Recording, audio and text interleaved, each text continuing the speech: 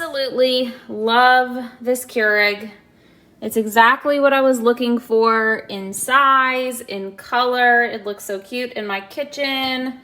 This part gets a little dirty underneath here, but I love that you can just take this off, slide it out, take it to the sink, rinse it off, and slide it back in.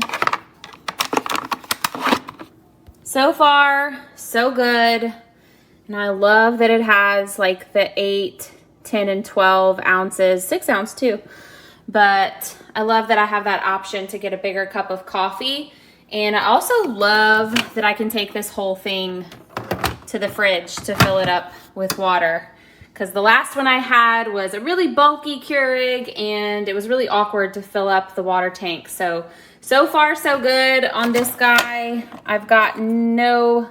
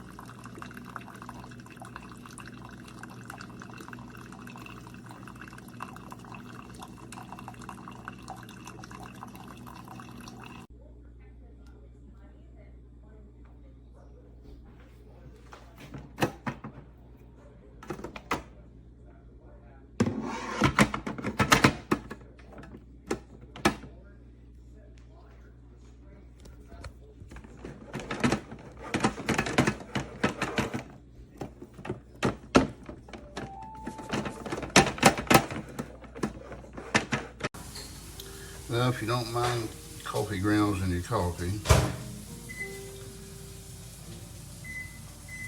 No, it's not every time. But there's a bunch of times when you try to claim warranty on it, because it didn't do this when we first bought it for the first 6 or 8 months, and now it's... Okay, for the most part, I like my Keurig, but there's a couple of things I don't like. You can see how much water is left in this, and it keeps telling me I need to add water. And also in my coffee, it tends to have a lot